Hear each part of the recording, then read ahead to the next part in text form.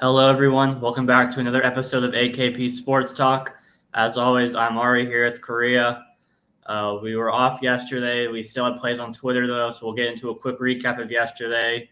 Korea, the legacy win yesterday. It looked like you might have extra innings below your plus 1.5, but still held on. Third straight blown save for Paul Sewell, though, for the Diamondbacks. What did you take away from your play? Yeah, quick thoughts on that. First, first it was a pitching change. I liked it when it was Chris Sale. I liked it even more when it was Bryce Elder. Obviously, Diamondbacks were up 3-1 in top of the ninth, and then Paul Sewell, unfortunately, just when things aren't going right, things aren't going right. Third blown save, but D-backs, they didn't lose by 2 or more. Obviously, lost by 1, 5-4 in extra innings. So they should have won, but thank God I didn't take them on the money line. I only liked them plus 1.5. Just to cover. So obviously that was a legacy win in extra innings. So I'll definitely take that there, even though Paul Sewell almost cost us that game. How'd you do, Ari, yesterday? Yeah, tough loss with the Nationals. I was backing Mitchell Parker, and he did his job. I think he went 7 innings, 2 runs. Only one was earned because the first run scored was a inning-ending double play that was thrown away, and that led to a runner on third scoring. But I also thought the Nationals were going to get to Michaelis, and he absolutely dealt.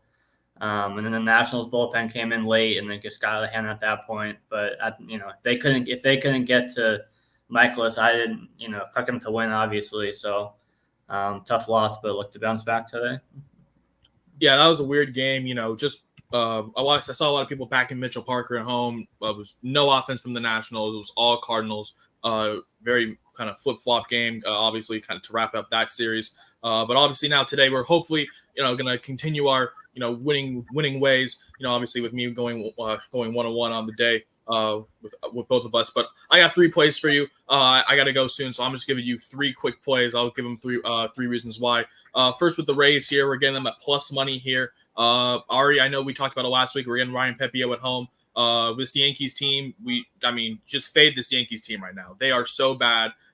They've lost, there's a worse team than the Mariners right now. They've lost, I think, 15 of their last 20 games. Their offense isn't there. Everything is going wrong for this Yankees team. They have Carlos Rodon on the mound. I don't know why the Yankees are small favorites in this spot. I think the Rays at plus money is a great price here. We're getting the better team, better team right now at home. And in the better spot, like I said, Pepio, we said last week, Pepio's a lot better at home. And we're getting a better matchup here. So I love the Rays at plus money, at plus 102 here. Then I'm going to go up to Detroit, taking the Guardians first 5 money line here at minus 125.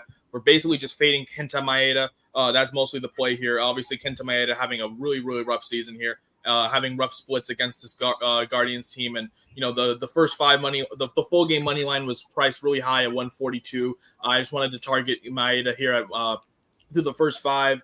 Ben Lively on the other side for this Guardians team. He has good splits against this Detroit team, only allowing a 200 batting average, 4 for 21 through some appearances. So obviously, just backing him, just get through the first 5, and hopefully the Guardians, obviously mostly backing their bats as well. Against Kenta Maeda, who was having a really rough year. I didn't really like the full game, obviously, just because the Guardians win that bullpen battle significantly. So I'm just taking the Guardians just to get out to a lead through the first 5 here, and we're getting that at a really good price here at minus 125. So those are my 2 baseball plays there. And then we're going to the Euros, obviously. I knew we had to go back to the Euros sometime.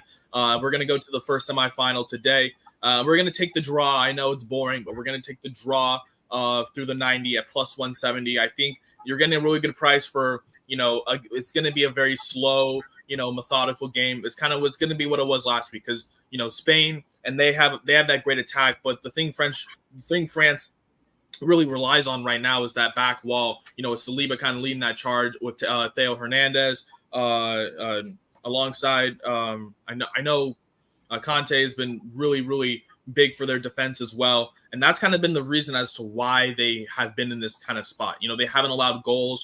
They've really haven't got scored as well for France, but they haven't conceded as well. But I do think they get a goal today, obviously, because I know Spain is going to get one in early.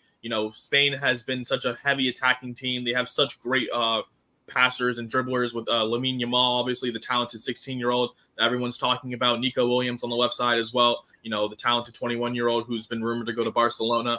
They have Morata. They have Fabian Ruiz. They have so much talent. that has really been produced really well, and that's why Spain is a heavy favorite as right now to win the Euros. So, but I'm just taking the draw through the 90. I think this game goes into extra time and potentially penalties, and I'm just backing the fact that it's going to be tight through the 90. Obviously very conservative play from the French.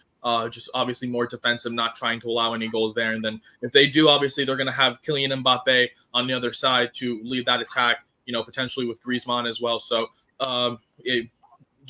when France needs a goal, they're definitely going to hopefully get that goal, obviously, because it's winner go home spot. So those are my 3 plays today, quick and fast, the Rays money line, Guardians first 5 money line, and then starting at 12 Pacific, 3 Eastern, the Spain and France draw plus 170 through the 90. Ari, what are your plays today? Yeah, just one. Oh, there we go.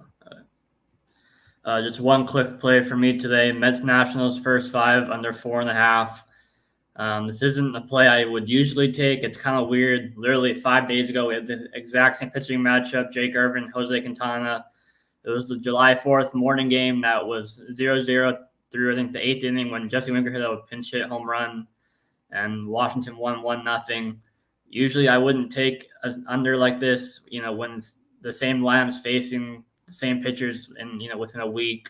But, watching the Nationals game yesterday, I think that they're in a pretty big funk right now with their lineup right now.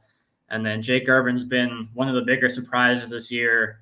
ERA, I think 2.8, I believe is his ERA up to this point. He's been really, really, really consistent all season. So I think he can again limit the Mets. And then, like I said, the Quintana I'm more worried about, but the Nationals lineup is in a funk the past week or two.